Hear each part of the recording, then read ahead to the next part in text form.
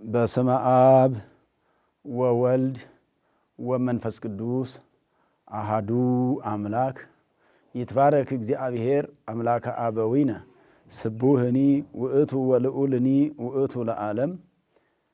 የተወደዳችሁና የተከበራችሁ የእግዚአብሔር ቤተሰቦች በእግዚአብሔር ስም እንደምን ሰነበታችሁ? ለዚች ሰዓትና ዕለት ያደረሰን ልዑለ ባሕሪ ቅዱሰ ባሕሪ ንጹሐ ባሕሪ ሕያወ ባሕሪ እግዚአብሔር አምላካችን ዛሬም ዘወትርም ስሙ የተመሰገነ ይሁን። እንኳን ለቅዱስ ጊዮርጊስ በዓለ ዕረፍት በሰላም በጤና አደረሰን አደረሳችሁ። ሚያዝያ 23 ቀን የሰማዕቱ የቅዱስ ጊዮርጊስ ዓመታዊ በዓለ ዕረፍቱ ነው። ቅዱስ ጊዮርጊስ ሰማዕት ነው። ሰማዕት ማለት ምስክር ማለት ነው። የዕለቱ ምስባክ ስለ ቅዱስ ጊዮርጊስ የሚናገረው መዝሙረ ዳዊት 78ኛው ከቁጥር 10 ላይ ያለው ነው። ወይረአዩ አሕዛብ በቅድመ አዕይንቲነ በቀለ ደሞሙ ለአግብርቲከ ዘተክእወ ይብአ ቅድሜከ ገአሮሙ ለምቁሃን የሚለው ነው። እንደዚሁም የዕለቱ ወንጌል ደግሞ የማቴዎስ ወንጌል ምዕራፍ 10 ከቁጥር 16 ላይ ጀምሮ እስከ 34 ያለው ነው የሚሆነው።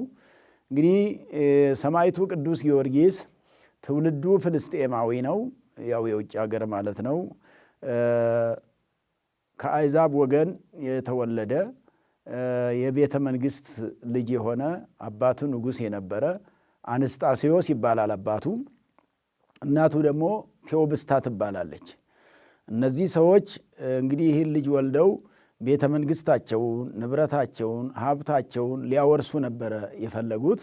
ነገር ግን የነበረው ንጉሥ ዱዲያኖስ ይባል የነበረ ነውና እርሱም አባቱ በልጅነቱ ባረፈ ጊዜ የአባቱን ቤተ መንግሥት እንደሚሰጠው ቅዱስ ጊዮርጊስ ገና 20 ዓመት ላይ ሳለ ነው አባቱ ንጉሡ አንስጣሴዎስ ከዚህ ዓለም በሞት የተለየው።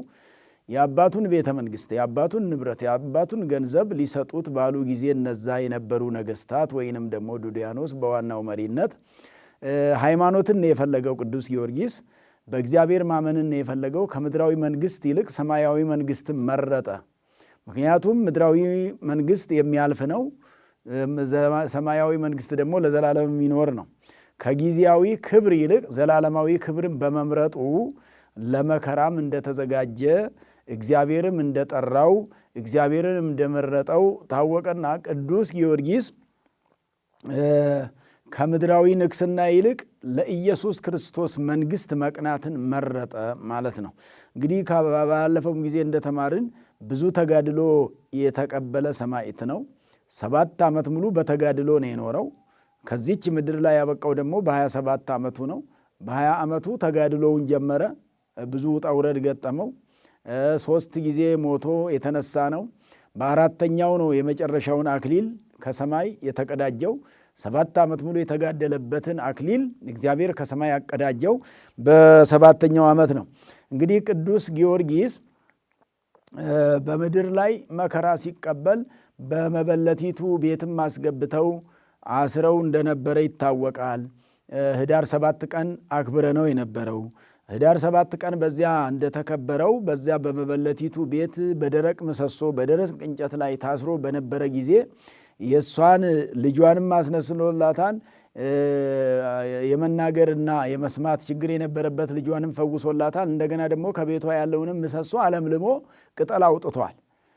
ሰናየ ገድለ ተጋደል ከአምደ ቤቴ ዘአቁጸል ከሰላም ለከ ጊዮርጊስ ቅዱስ ያሬድ እንደሚለው የቤቷን የዛችን ሴትዮ ቤት እንጨት ወይንም ምሰሶ እንዳለመለመ ደረቁን ያለመለመ ነው። እግዚአብሔር አብሮት ስለሆነ ይህንን ያደረገ ሰማዕት ነው። ከዚህም የተነሳ እሷ እንዳውም አምላኮሙ ለክርስቲያን ተመስሎ ሰብአ መጽሐቤ የክርስቲያኖች አምላክ አለች። የክርስቲያኖች እሷ ክርስቲያን ስላልሆነች የክርስቲያኖች አምላክ ተመስሎ ሰብአ ሰው መስሎ መጣ። ሰውን አክሎ ወደ እኔ ቤት መጣ። እኔ ሰው መሰለኝ የመጣው ለካስ አምላክ ነው፣ የክርስቲያኖች አምላክ ነው የመጣው ብላ ቅዱስ ጊዮርጊስን እንደ አምላክ ቆጥራው ነበረ። በዚህ ጊዜ ቅዱስ ጊዮርጊስ አንሰ ኢኮንኩ አምላከ አላ ገብረ አምላክ አነ፣ እኔ አምላክ አይደለሁም ነገር ግን የአምላክ አገልጋይ ነኝ ብሎ ነው የመሰከረው። የራሱን የአምላክ አገልጋይነት፣ የአምላክን ዘላለማዊነት፣ የራሱን ታናሽነት፣ የእግዚአብሔርን ታላቅነት መሰከረ። ከዚያም በኋላ መከራው አልለቀቀውም። በኋላ ደግሞ እየገደሉት እየተነሳ እግዚአብሔር እያስነሳው ቅዱስ ጊዮርጊስ 3 ጊዜ ነው እየሞተ የተነሳው። እየሞተ እየተነሳ በዚህ መልክ ሲቸገሩ ገዳዮቹ እናጠፈዋለን ሲሉ እዚህ የማቴዎስ ወንጌል ላይ ቅድም ያነሳነው ላይ ማቴዎስ 10 ከቁጥር 16 ጀምሮ ስታነቡት ሰፊውን ነገር ታገኛላችሁና ምእመናን ምንድን ነው የሚለው? ኢትፍርህዎሙ ለእለ ይቀትሉ ሥጋክሙ፣ ሥጋችሁን የሚገሉትን አትፍሯቸው። ወባሕቱ ፍርህዎሰ ለዘይክል እምድኅረ ቀተለ ነፍሰ ወሥጋ ህቡረ አይጉሎ በውስተ ገሃነም። ከገደለ በኋላ ነፍስና ሥጋን ካለያየ በኋላ ነፍስንም ሥጋንም ሁለቱን አንድ አድርጎ ወደ ገሃነም መጣል የሚችለውን ወደ ገሃነም መክተት የሚችለውን እሱን ፍሩት። ምናልባት እዚህ ምድር ላይ ያሉት ሥጋን ነው የሚገሉት፣ ነፍስን አያገኙም። ሥጋም ቢሆን በትንሣኤ ዘጉባኤ የሚነሳ ነው። ሰው እንደ ሞተ አይቀርም። ሰው ትንሣኤ አለው። መልካም የሰሩ የክብር ትንሣኤ፣ ክፉ የሰሩ ክፉ ትንሣኤ፣ የውርደት ትንሣኤ ይነሳሉ እንጂ መነሳቱ የማይቀር ነውና፣ ስለዚህ ሥጋን የሚገሉትን አትፍሯቸው፣ ነፍሳችሁን የሚገሉትን ነው ነፍሳችሁን አያገኟትምና የሥጋ ገዳዮች አሁን ቅዱስ ጊዮርጊስን እየገደሉ እግዚአብሔር እያስነሳው በዚህ ምክንያት ሲቸገሩ ምን አድርገዋል? በእሳት አቃጥለን በወፍጮ ፈጭተን ለነፋስ መበተን አለብን ብለው ፈጭተው ለነፋስ በትነውታል። ጥር 18 ቀን በባለፈው አክብረ ነው የነበረው የቅዱስ ጊዮርጊስን በዓል ማለት ነው። ያን ጊዜ ዝርወተ አጽሙ ነው የሚባለው።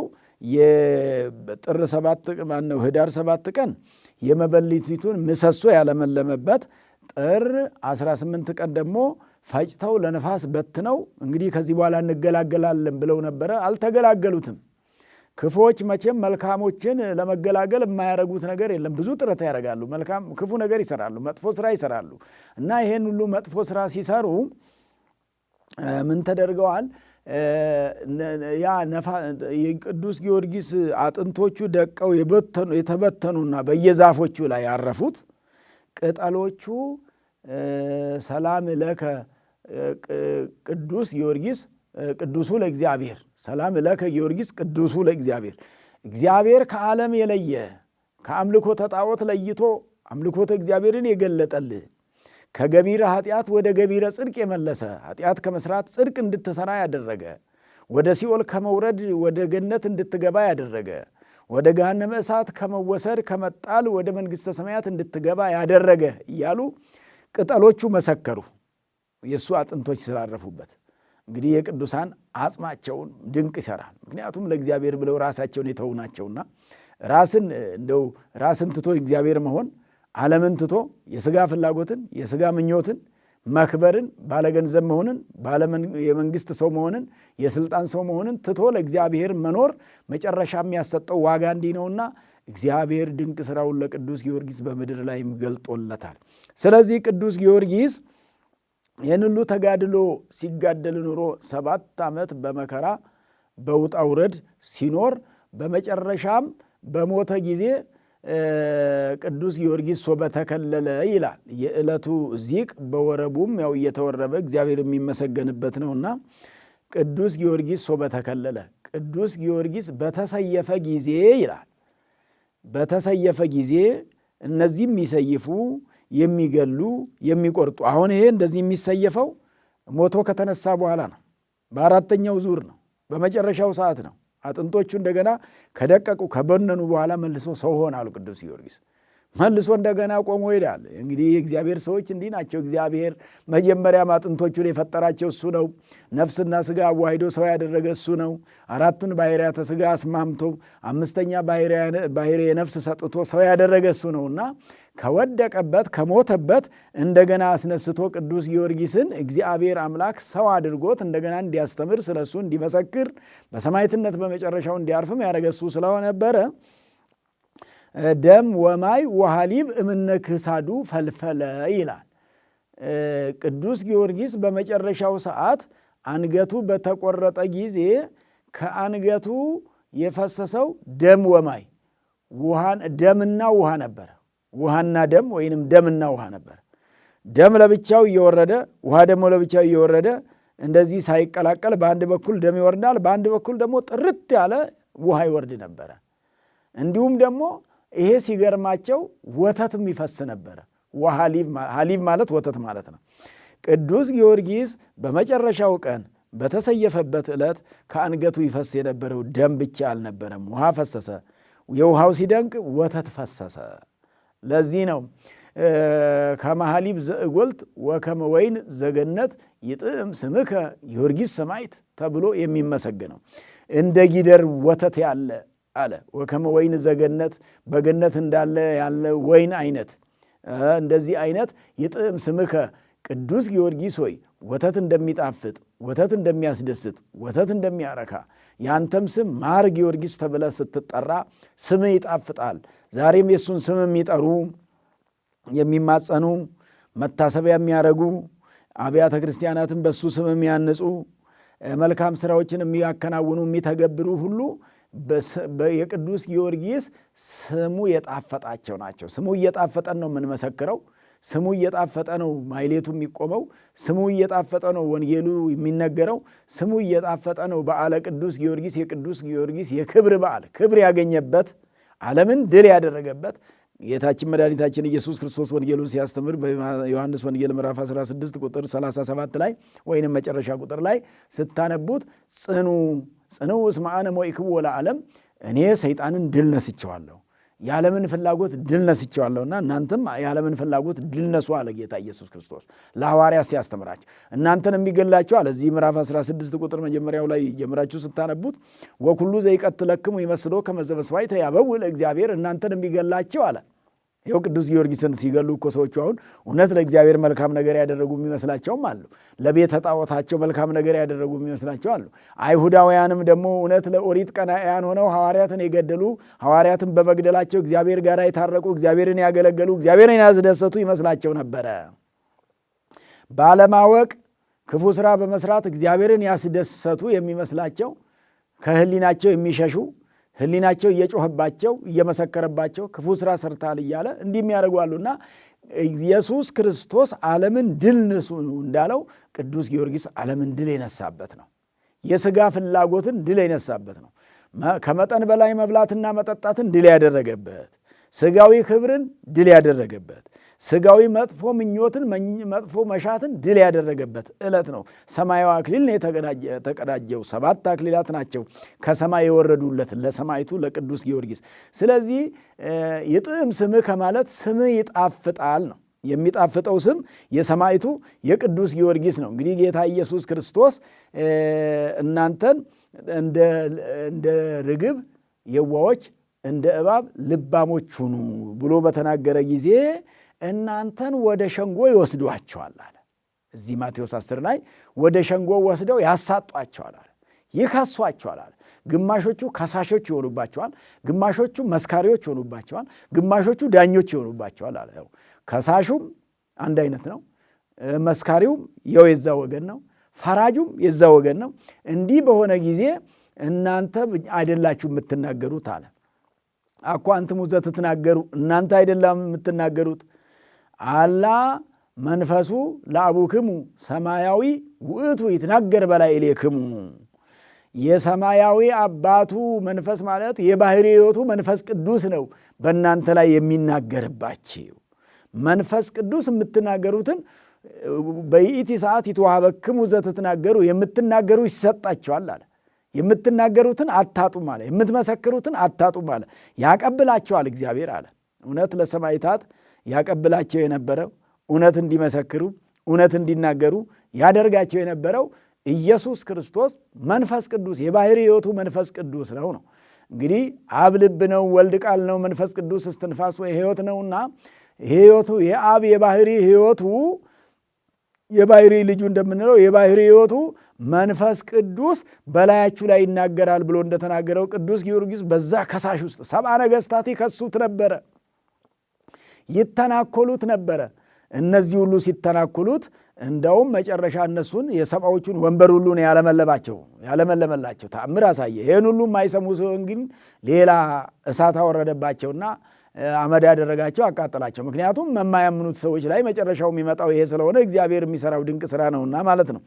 ስለዚህ መንፈስ ቅዱስ እያናገረው ቅዱስ ጊዮርጊስ ስለ እግዚአብሔር ሲመሰክር የኖረው 7 ዓመት ሙሉ በተጋድሎ እየተራበ እየተጠማ እየተደበደበ እየተገረፈ እየሞተ እየተነሳ በእሳት እየተቃጠለ ይህን ሁሉ እየሆነ ነው ቅዱስ ጊዮርጊስ የኖረውና የመጨረሻውን አክሊል የተቀዳጀውና በዛሬው ዕለት የመጨረሻውን አክሊል የተቀዳጀበትና በመጨረሻው ቀን ከእግዚአብሔር ጋር የሆነበት በመጨረሻው ዛሬ ዕረፍቱ ነውና እንኳን ለሰማዕቱ ለቅዱስ ጊዮርጊስ በዓለ ዕረፍቱ በሰላም በጤና አደረሰን አደረሳችሁ።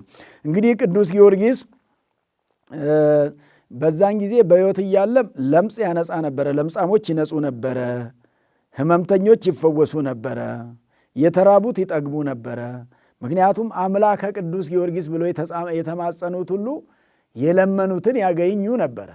ዛሬም ቢሆን አምላከ ቅዱስ ጊዮርጊስ እርዳኝ ብሎ የተማጸነ አሁን እኮ ሰማዕታትን የምንለምናቸው ከፈጣሪያችሁ አስታርቁን ነው። እናንተ ለእግዚአብሔር ትቀርባላችሁ፣ ለሱ ብላችሁ ብዙ ተጋድሎ ተቀብላችኋል። ቅዱስ ጊዮርጊስ ሆይ ለእግዚአብሔር ብለህ ስለ እግዚአብሔር ልትመሰክር ብለህ ብዙ ተጋድሎ ተጋድላል። እግዚአብሔርም ቃል ገብቶልሃል። መታሰቢያህን ያደረገ እምርልሃለሁ ተብልሃልና እኔ መታሰቢያህን አድርግ ያለውና አስምረኝ ነው። ማረኝ ሳይሆን አስምረኝ ነው። እንዲምረኝ ከፈጣሪ አገናኘኝ ነው። ያ የተከሰከሰው አጥንት፣ ያ የፈሰሰው ደም፣ ያ የደረሰብን መከራን የተቀበሉ ሰውነቶች በሙሉ ለእግዚአብሔር ብለው ለኦርቶዶክስ እምነት ብለው ለሃይማኖት ብለው ያን ሁሉ መከራ የተቀበሉ ሰውነቶችን እግዚአብሔር አስቧቸዋልና በዛ እግዚአብሔር እኛንም እንዲያስበን። እንዳንተኛ መጋደል አንችልም፣ መውጣት መውረድ አንችልም፣ መከራ መቀበል አንችልም። አምነን ብቻ መኖር ነው የምንችለው። ምግባርም ላይኖረን ይችላል፣ ጥንካሬው ላይኖረን ይችላል፣ ብርታቱ ላይኖረን ይችላል። ያንተ ብርታት ብርታት ይሁነኝ፣ ያንተ ድካም የኔን ድካም ያጽናው፣ እኔን ያበርታይ ብሎ የለመነ ሁሉ ከሰማዕቱ ከቅዱስ ጊዮርጊስ ዛሬም ቢሆን ቃል ኪዳኑን እግዚአብሔር ስለማያጎድል ለቅዱስ ጊዮርጊስ ቃል ኪዳን የሰጠው እግዚአብሔር አምላክ ነው። እምርልሃለሁ መታሰቢያን ያደረገው እንግዲህ ቅዱሳን የወረሱት ይህንን ነው። ይህን የሰጣቸው እዚህ ምድር ላይ እግዚአብሔር በቃል ኪዳናቸው እንዲያስምሩ ሲያደርግ ምን አደረገ ማለት ነው? ሰው እንዲማጸንባቸውና ሌላውም ሰው እንዲጠነክር ነው። አሁን ሰማዕታትን እየጠቀስን ወንጌል የምንማረው የእነሱን ጽናት እኛም እንድንወስድ ነው፣ እንድንማርባቸው ነው፣ መጻሕፍት እንዲሆኑ ነው። ወንጌሉን በሕይወት የተረጎሙ ናቸው። ቅዱስ ጊዮርጊስ ይህንን አሁን ማቴዎስ ምዕራፍ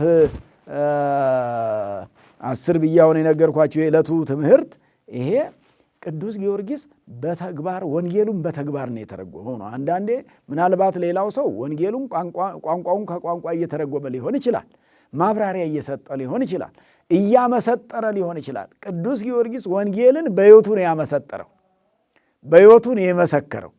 ወንጌልን ከቅዱስ ጊዮርጊስ በላይ ያመሰጠረ ሰማዕት አልነበረም። ለዚህ ነው ሊቀ ሰማዕታት የሚባለው። የሰማዕታት አለቃ ነው ማለት ስለ እግዚአብሔር ሲመሰክር ወንጌሉ ተገልጦለት ጥበቡ ታውቆት እንደ እባብ ልባም እንደ ርግብ የዋህ ቅን ክርስትና የዋህ የሚያደርግ ነው፣ ብልህ የሚያደርግ ነው፣ አስተዋይ የሚያደርግ ነው፣ ጥበበኛ የሚያደርግ ነው። ጥበቡም ደግሞ መንፈሳዊ ጥበብ ነው የሚያስፈልገውና በመንፈሳዊነቱ ጥበብ ይህንን ዓለም በዚህ መልክ በዛሬ ዕለት የተላቀቀበት ዕለት በመሆኑ ይህንን በዓል ስናከብር ቅዱስ ጊዮርጊስ ለኦርቶዶክስ እምነት የከፈለውን ዋጋ ነው የምንረዳው። ኦርቶዶክስ ብዙ አባቶች ዋጋ የከፈሉበት ሃይማኖት ነው።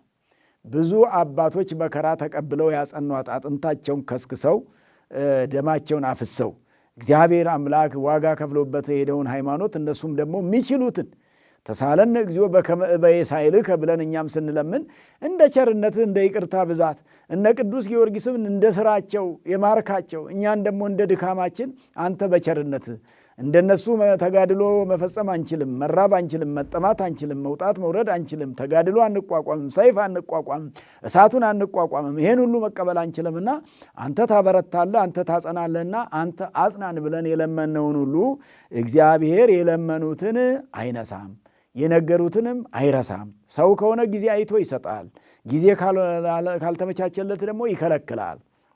ሰማዕቱ ቅዱስ ጊዮርጊስ ሊቀ ሰማዕታት ብለን ስንል የሰማዕታት አለቃ ማለት ከተጋድሎው ብዛት የተነሳ ነው እንዲህ የሚነገርለትና ስለዚህ በዚያች ሰዓት የምትናገሩት ይሰጣችኋል ተብሎ የተነገረን እንግዲህ እናንተ ከወፎች ትበልጣላችሁ ተብሎም እዚህ ወንጌል ላይ ተነግሯል። ከወፎች ማለት እነሱ በጥቂት ነገር ይሸጣላችሁ፣ እናንተ ከተፈጥሮተ አዕዋፍ የእናንተ ተፈጥሮ ይበልጣል።